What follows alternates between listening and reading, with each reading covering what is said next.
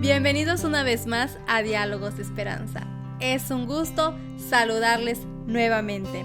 Tenemos un título bastante interesante para esta semana: el cumplimiento de las profecías del Antiguo Testamento. Y bueno, también le quiero dar la bienvenida a Rubén. ¿Qué tal? ¿Cómo te encuentras? Muy bien, muchas gracias por esa bienvenida. Nos da mucho gusto saludar de nuevo a nuestros amigos, a nuestros hermanos, a toda nuestra familia que se está gozando y se está deleitando en el estudio del Evangelio de Juan. Así que aquí estamos listos para dar inicio una vez más a un nuevo repaso. Bien, tenemos nuestro texto clave para esta semana en el libro de Juan, capítulo 5, versículo 36. Pero yo tengo un testimonio mayor que el de Juan. Las mismas obras que el Padre me encomendó realizar, esas mismas obras que hago testifican que el Padre me envió. Palabra de Jesús. Bueno, ¿qué te parece si nos diriges en oración? Por supuesto, les invito a que allá donde están nos acompañen en esta oración. Querido Señor, querido buen Padre, te damos gracias porque nos das la oportunidad de poder abrir tu palabra y queremos contar con la bendición de tu Espíritu Santo, Señor. Tú conoces nuestros corazones, conoces también nuestras necesidades, Señor, y al abrir tu palabra queremos que tú puedas hablarnos y sobre todo ayudarnos a que esas necesidades que tenemos puedan ser atendidas a través del estudio de tu palabra, Señor, y por supuesto que tu Espíritu Santo nos pueda dirigir para que eso sea una realidad. Te lo pedimos en el nombre de Jesús.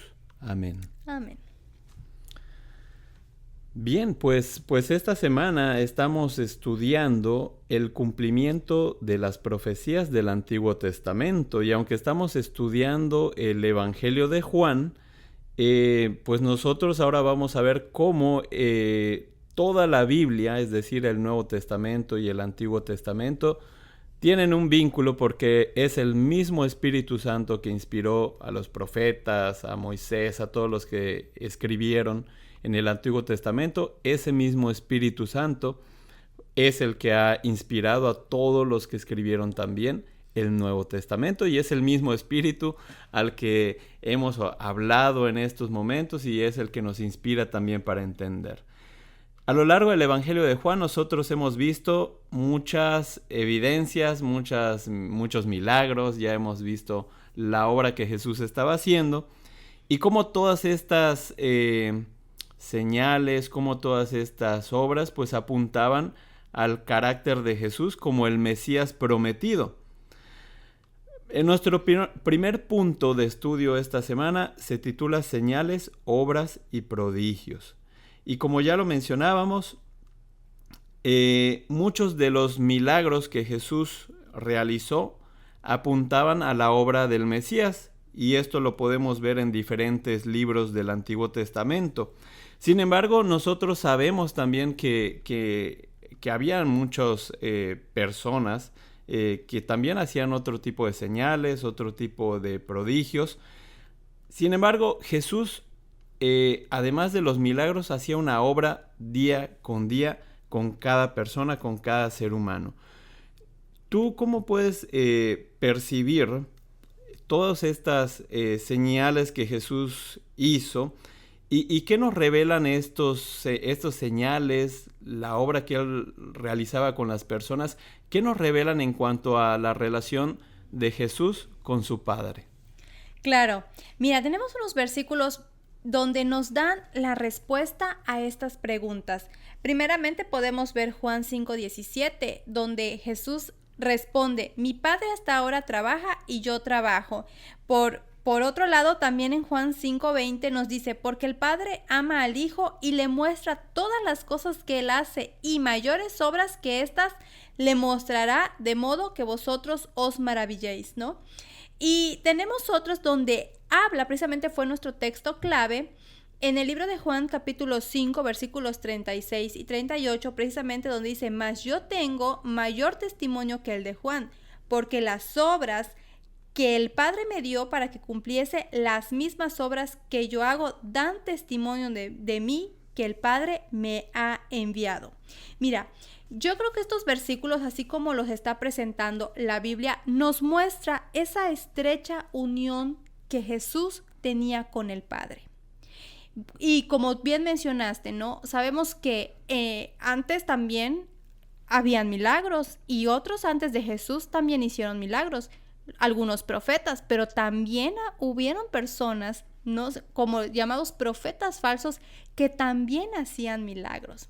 La diferencia aquí es que Jesús en cada milagro que hacía era para exaltar al Padre y demostrar que Jesús tenía una estrecha comunión, obviamente, con el Espíritu Santo y el Padre. Y mire, tenemos que tener muchísimo cuidado con esto, ¿verdad? Porque muchas veces podemos ver que tal vez existan personas o que existan acciones que parecieran un milagro, pero esas personas nos están llevando a Dios, al Padre. Y también recordemos que el enemigo de Dios también tiene poder para hacer ciertos milagros. Y aquí vemos que Jesús, cada milagro que hacía era para llevar a la persona a los pies de su Padre. Sí, claro. Sí, además, también nosotros podemos notar que además de los milagros que hacía, estaba la atención que le daba a las personas, y vemos que él resalta el hecho de que todo lo que él hace está en armonía con la voluntad de su Padre. Es decir, su Padre lo envía a este mundo porque este mundo de alguna manera se había olvidado de cómo era Dios.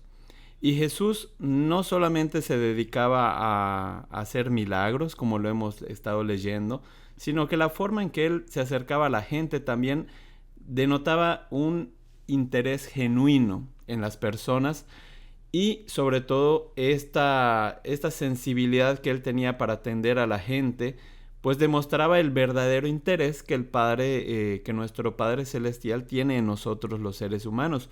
Eso es muy importante, porque como tú lo decías, hoy en día nosotros también podemos mirar esa tendencia, llamemos en los milagros. Yo creo que todavía existen. Yo creo que Dios todavía se sigue moviendo en este mundo a través del Espíritu Santo, pero sí que cada una de las obras que Jesús hacía pretendían demostrar la cercanía que él tenía con su Padre. Evidentemente nosotros podemos ver que muchas de las personas que fueron bendecidas por Jesús a través de un milagro, pues su corazón se conmovió para que ellos también sintieran ese llamado para reconocer sus errores, quizás mirar su vida errante y poder aceptar esa bendición que Jesús les estaba dando allá, pero la gente quedaba conectada de nuevo con el cielo. Y eso es, creo yo, lo que tú estabas mencionando. Creo que eso es lo más destacable de la obra y de las señales que Jesús hizo durante su estadía en este mundo, ¿verdad?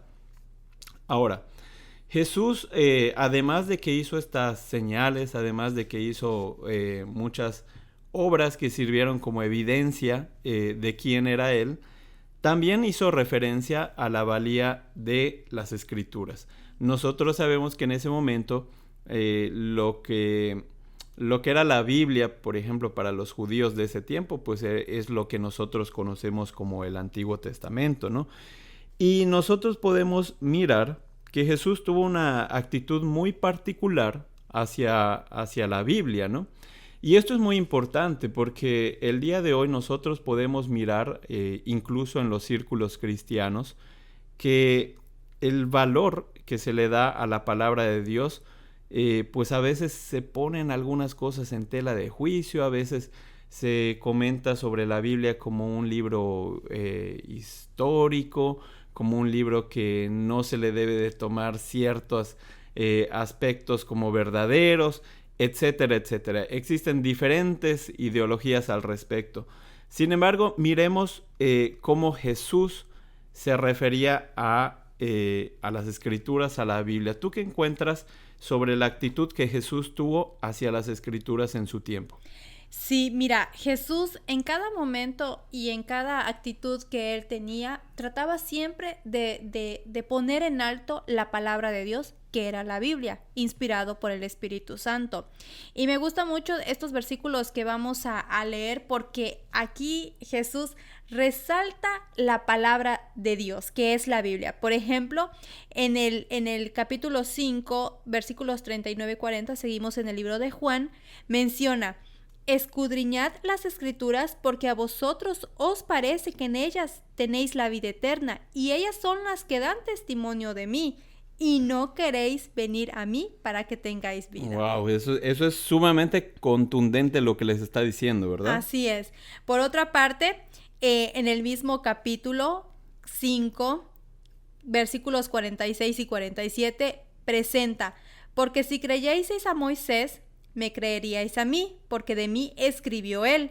Pero si no creéis a sus escritos, ¿cómo creeréis a mis palabras? Y sabemos que el Antiguo Testamento pues presenta la vida y el ministerio que Moisés realizó cuando estuvo en esta tierra, ¿no?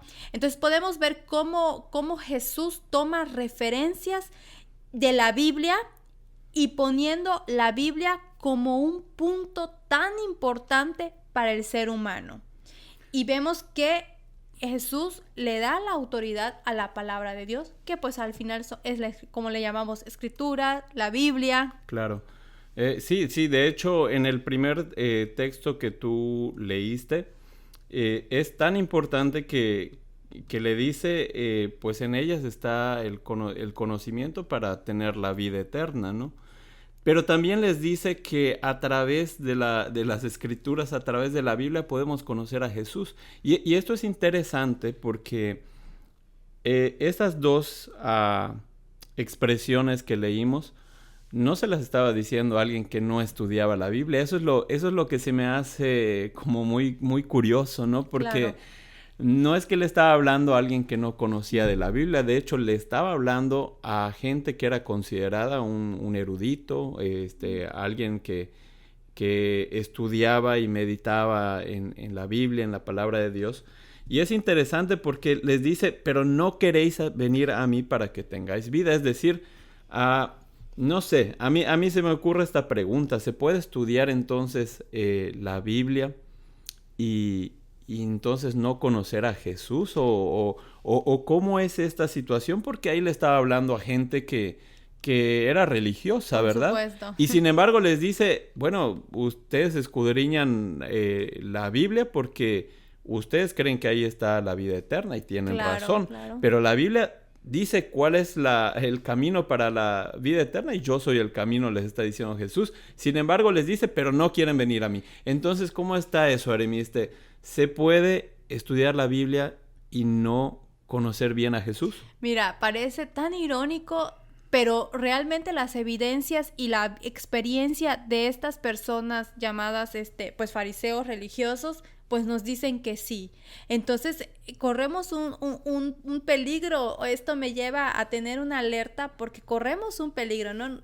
Nosotros que muchas veces pues decimos leer la Biblia, estar estudiando, estar analizando, ¿nos puede llevar acaso al desconocimiento de Jesús? Y mira, Jesús mismo dice que la palabra de Dios, la Biblia, dan testimonio de él. Hemos ya leído anteriormente y estudiado qué es ser un testigo.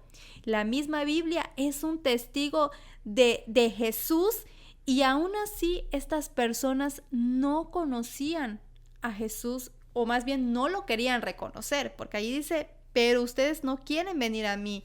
Entonces muchas veces podemos tener esa resistencia, porque cuando leemos la Biblia podemos ver que hay cosas que a lo mejor se ponen en contra de nuestros deseos, de nuestros pensamientos, de nuestros, digamos, de lo que nosotros queremos, ¿no? Y muchas veces esto puede causar cierta conflicto interno, y decidimos no ir y no aceptar la palabra de Dios. Y muchas veces, como tú mencionabas, ¿no?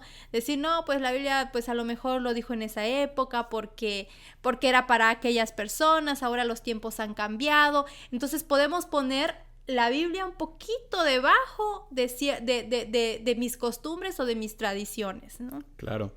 Pero sí que para Jesús la Biblia era algo sumamente importante, y de hecho vemos el ejemplo de alguien de estos líderes religiosos como Nicodemo, que en alguna ocasión él va hacia Jesús, y cuando va hacia Jesús vemos ahí en el capítulo 3 del Evangelio de Juan, que Jesús cita precisamente al Antiguo Testamento diciéndole, como Moisés levantó la serpiente en el desierto, así es necesario que el Hijo del Hombre sea levantado. Entonces, vemos cómo Jesús le señala cosas que ellos sabían, que conocían, que habían leído del Antiguo Testamento, y a su vez, pues esto es muy lindo porque Jesús fue quien inspiró a Moisés en aquella ocasión para que hiciera ese símbolo que representaba lo que Jesús iba a hacer, que cuando Jesús fuese levantado de esa forma igual, iba a dar la salvación y la vida por cada ser humano que en él cree, ¿no? Claro. Ahora, también vemos que no solamente Jesús fue quien citó o usó muy bien el Antiguo Testamento, sino vemos algunos de sus discípulos también, como Felipe, cuando dijeron, hemos hallado aquel de quien escribió Moisés. O sea que vemos que tanto Jesús y muchas otras personas supieron el valor de la Biblia para poder tener un encuentro y reconocer a Jesús, claro, ¿verdad? O sea, quiere decir que todas estas personas habían estudiado las profecías y sabían cuál era el perfil del Mesías, ¿no? Esto es muy interesante porque podemos ver la manera en la que ellos tuvieron fe en la Biblia y obviamente confiando en lo que la Biblia decía, los llevaron a Jesús. Y fíjate que hay una pregunta muy interesante que es al final de este día, porque es algo para reflexionar y para mí, también para ti, me imagino, ¿no? Creo que para todos los que estamos acá conectados, ¿cuáles son las fuerzas que, sutil o abiertamente, operan hoy tratando de socavar nuestra fe en la autoridad de la Biblia?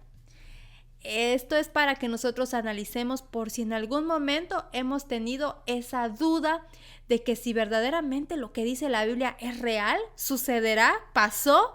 Bueno, esto es para que cada uno pues podamos reflexionar sobre eso. Por supuesto. Y hablando de profecías, nuestro siguiente punto se titula Profecías del Antiguo Testamento acerca de Jesús, y vamos a ver la primera parte. Nosotros vemos que en todas estas discusiones que habían entre los líderes religiosos y Jesús, él se esforzaba y procurara que ellos miraran la Biblia. Nosotros sabemos que las profecías apuntan hacia eventos que están en el futuro. Y en ese momento la Biblia, el Antiguo Testamento, estaba lleno de profecías que señalaban al Mesías. Nosotros hemos dicho en muchas ocasiones que tristemente los líderes religiosos e incluso los seguidores de Jesús se habían formulado un concepto sobre cómo debía de ser el Mesías. Y nosotros vemos que el Antiguo Testamento contiene muchas, digamos, sugerencias en estas profecías, muchas pistas, le podríamos decir, de cuál iba a ser la obra del Mesías cuando él viniera acá.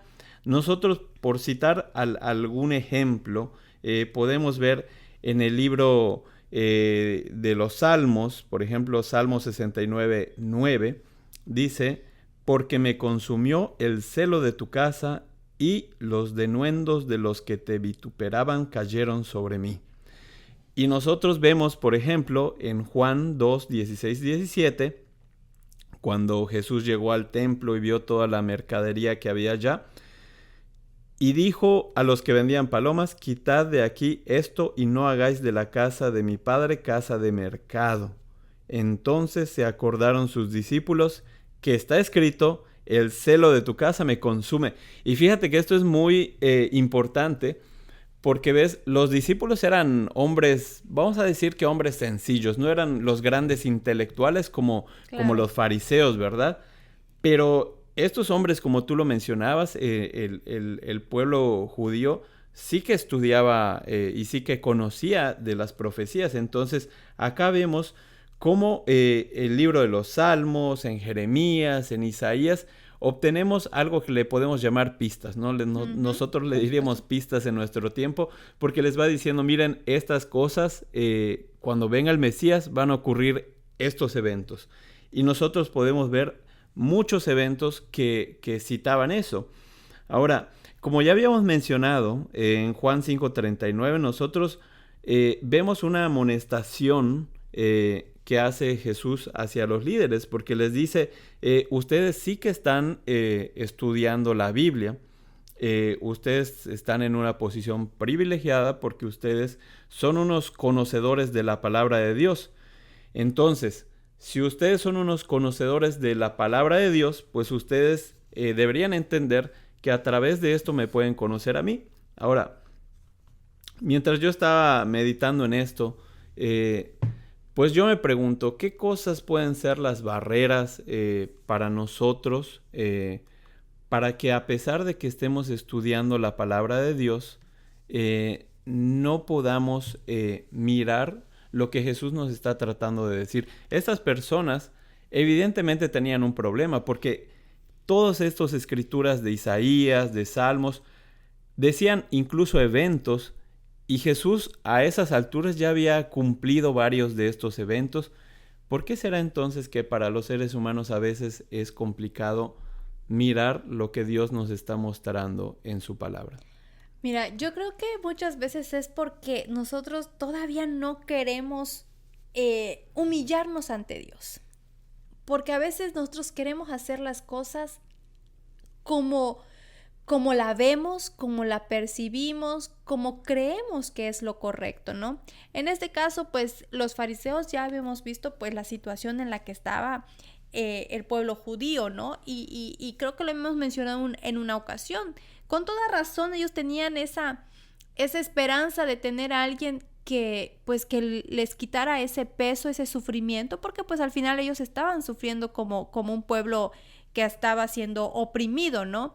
Entonces ellos en su mente tal vez se habían planteado una solución humana y eso hizo que sus propios deseos, sus propias forma de pensar les pusieran tal vez un velo en los ojos y no vieran más allá de lo que Dios realmente, de los propósitos divinos. Es que el ser humano tendemos a encasillarnos en nuestra propia manera de vivir y no queremos ver lo que Dios tiene preparado para nosotros, ¿no? En este caso, como ellos se cerraban ante sus propias costumbres, tradiciones y a sus propios deseos. Claro, y entonces ellos ya se habían formulado una idea. Tenían ya en su mente un perfil.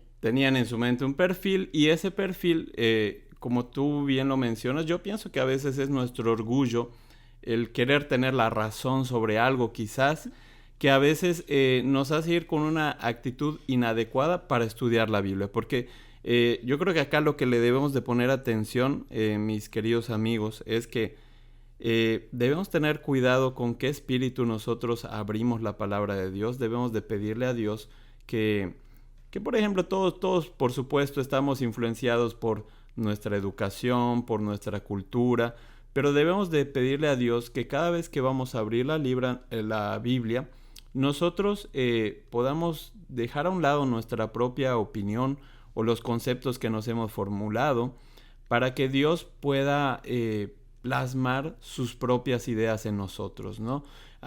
Es importante que nuestras ideas sean desplazadas por los principios y por los consejos que Él tiene para nosotros. De hecho, como lo estábamos mencionando, la visión que tenía el pueblo judío sobre un Mesías era de alguien imponente, quizás, no sé, se me imagina como David, por ejemplo, claro, como Salomón, o allá un guerrero como David que viniera a romper el yugo romano. Sin embargo, por ejemplo, vamos a mencionar un par de ejemplos. Por ejemplo, tenemos en Zacarías 9:9 lo que dice: alégrate mucho, hija de Sión, da voces de júbilo, hija de Jerusalén. He aquí tu rey vendrá a ti. Y mira las características que claro, da. Justo y salvador, humilde y cabalgando sobre un asno, sobre un pollino, hijo de asna. Pero fíjate que acá, claro, por eso le llamábamos pistas, porque sí que le está dando características particulares. O sea, es que estos versículos están poniendo, o sea, la forma, no podrías confundirte, digamos, ¿no? Claro. Y fíjate, yo me pregunto, si yo hubiera estado en ese tiempo, ¿cómo hubiera reaccionado? ¿Será que yo, al leer el libro de Zacarías, y ver a Jesús, ¿será que mi orgullo? Porque aquí dice, por ejemplo, un Salvador humilde. Esa forma, y me imagino, o sea, la Biblia dice que pues Jesús nació en un establo con animalitos, o sea, no tenían dinero. Claro. O sea, era gente pues pobre, digamos, ¿no? Era gente pobre. Entonces, imagínate alguien con tanta influencia, con tanto dinero como lo eran algunos príncipes, algunos líderes religiosos, voltear a ver hacia alguien sin dinero, humilde, con las ropas pues nada presentables, digamos, para esa ocasión. O sea, yo les invito a reflexionar, o sea, ¿será que nosotros hubiéramos tenido esa misma actitud que los fariseos? Y a veces yo me he puesto a reflexionar sobre eso, ¿no? Sí, claro, bueno, y la pregunta es vigente para nosotros, porque Dios sí que todavía nos ha dicho o ha hablado muchas cosas en el presente de nosotros, los que estamos viviendo en este año 2024, y también que ha dicho muchas cosas hacia nuestro futuro. Así que esa pregunta que tú haces, yo creo que todavía nos la tenemos que contestar. Pero retomando el punto, ante estas características que cita el libro de Zacarías, nosotros vemos en Juan 12, 14 y 15, como dice lo siguiente: y halló Jesús un asnillo y montó sobre él, como está escrito: no temas, hija de Sión, he aquí tu rey viene montado sobre un pollino de asna. Y acá vemos cómo Juan tiene ese esfuerzo por ligar lo que la Biblia en el Antiguo Testamento, inspirado por el Espíritu Santo, ahora el Espíritu Santo le dice a Juan: mira, esto se conecta con esto. Claro. Y ahí está la situación o lo que tú estabas planteando hace rato. La única forma para no mirar esto es más bien que tú no quieras aceptar esta realidad que Dios está poniendo delante de ti. Dios les dijo a todos: miren, el Salvador viene a rescatar al mundo de sus pecados y viene en esta condición, viene justo y salvador y humilde, ¿no? Y además les dice características muy específicas. Tenemos otros ejemplos, por ejemplo, en el libro de Salmos 118, 26, dice: bendito el que viene en el nombre de Jehová, desde la casa de Jehová os bendecimos.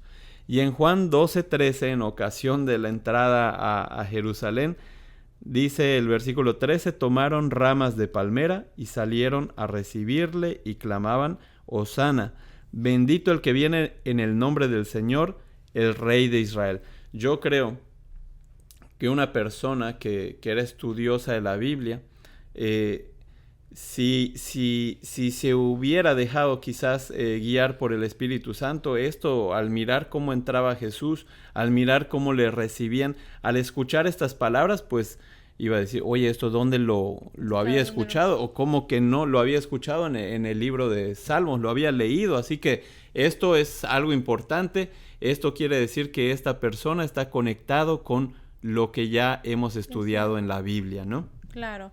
Y bueno, esto, como mencionabas, es una invitación para seguir escudriñando la Biblia, porque también todavía tenemos muchos acontecimientos por ver, por vivir, y esto pues también nos lleva a prepararnos y a creer que todo lo que estamos viviendo y lo que viviremos en un futuro pues ya está escrito en la palabra de Dios. Así es, y nuestro último punto de estudio se titula Desde abajo y se centra en el capítulo 8 del Evangelio de Juan, versículos 12 al 30, y ahí tenemos pues una de tantas confrontaciones que Jesús tuvo con los líderes espirituales del pueblo. Y nosotros sabemos que realmente ahí es donde encontrábamos la mayoría de los detractores de él.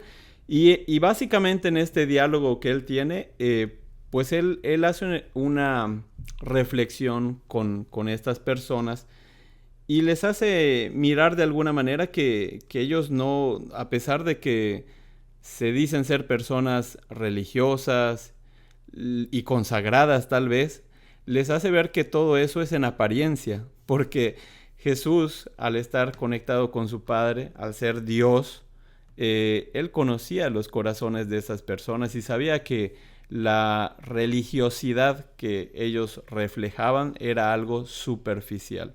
Y al mirar sus corazones, tampoco es que Jesús les estaba reprochando para hacerlos sentir mal, sino que más bien les estaba diciendo, miren, todo lo que ustedes están aparentando no es la realidad.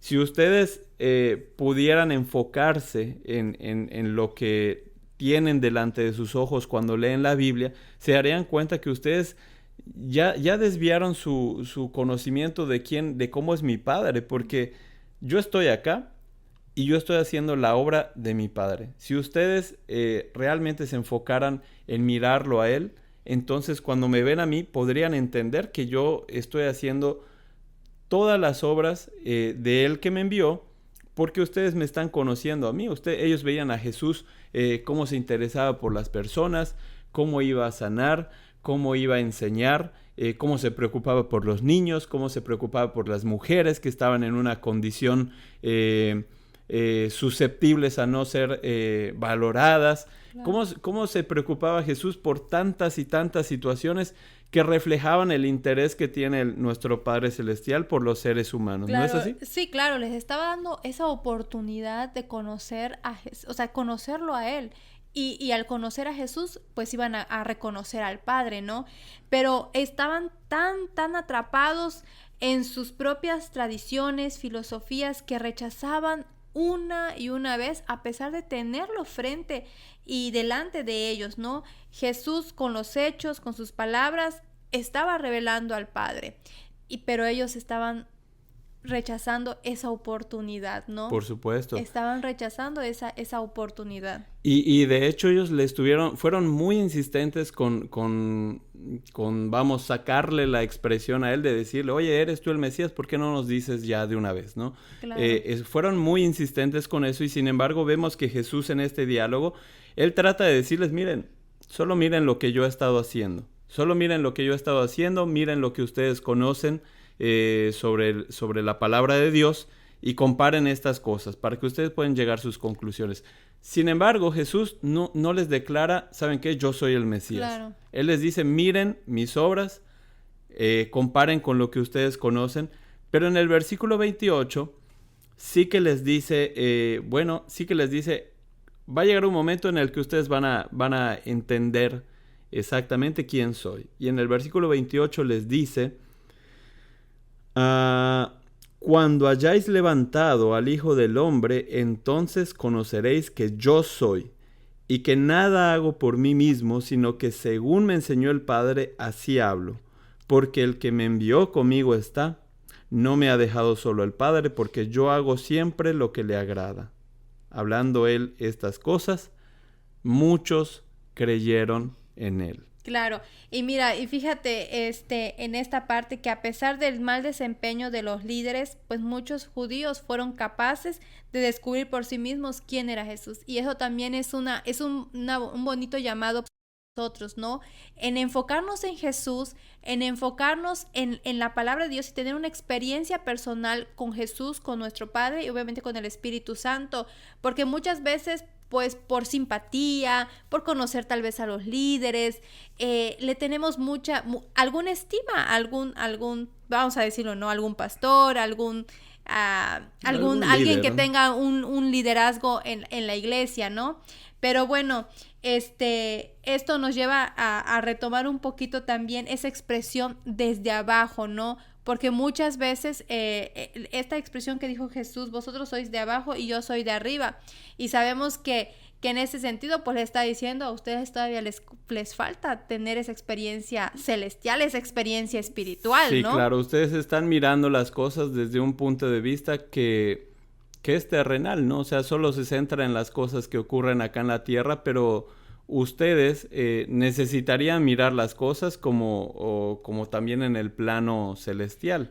Y eso es obviamente difícil para nosotros los seres humanos, pero Jesús sí que nos hace el llamado a levantar la mirada por encima de lo que ocurre solamente en este mundo. Y eso que tú estás mencionando me parece que es un llamado para todos nosotros, porque a menudo en nuestro día a día, en nuestra semana, no sé, a lo mejor cuando vamos a la iglesia, en esos momentos que estamos allá, nos sentimos conectados, nos sentimos con ese ímpetu, Pero ¿qué pasa en la semana? Claro. A lo mejor nuestras labores, nuestros problemas, nuestras enfermedades, nuestras situaciones con las que luchamos, a lo mejor hacen que se disipe ese fervor y empezamos a ver las cosas otra vez de manera terrenal. Claro. Empezamos a ver lo que tenemos enfrente nada más, Y ¿no? si bien solo Dios conoce nuestros pensamientos y las intenciones de nuestras conductas y actitudes, y eso también es para reflexionar, porque pues el Señor nos conoce todo y Él sabe. Me gusta mucho cómo lo dice Isaías 29:13. Dice pues el Señor: porque este pueblo se acerca a mí con su boca y con sus labios me honra, pero su corazón está lejos de mí, y su temor de mí no es más que un mandamiento de hombres que les ha sido enseñado. Y esto solo, la cualidad para descubrir o para revelar esa intimidad en nuestra mente, pues solo la tiene el poder del Espíritu Santo, ¿no? Y eso es aún más peligroso porque nosotros podemos tener apariencia de piedad, como lo dice en 2 de Timoteo 3:5. Podemos tener esa apariencia de piedad, ser piadosos, ser como que esa actitud compasiva. Sin embargo, solo Dios conoce cuáles son las intenciones de cada conducta, y es lo que le estaba revelando precisamente a los fariseos. Ustedes solo honran a Dios de boca, pero su comportamiento o el interior está lejos de eso, ¿no? Así es. Pues concluyo diciendo que la Biblia sigue vigente. Nuestro Señor Jesús nos dio una demostración del valor que tiene su palabra, porque fue Él quien inspiró, y nos dice que allá podemos tener un mejor conocimiento de quién es Él y de cuáles son sus propósitos para nosotros en este mundo en el que estamos. Así que les animamos, mi querida familia, a que cada vez que nosotros tengamos la oportunidad, acudamos a la palabra de Dios, pero que lo hagamos en ese carácter humilde, en ese carácter de dejarnos ser enseñados, de no llevar nuestras opiniones a veces, o no hacer o no intentar que encaje la palabra de Dios con nuestra opinión, sino dejar que sea la palabra de Dios quien nos enseñe y que rompa todos nuestros conceptos. Así que te animamos a seguir estudiando y te esperamos en nuestro próximo estudio, que se titula La Fuente de la Vida. Nos despedimos en esta ocasión y te deseamos una linda semana.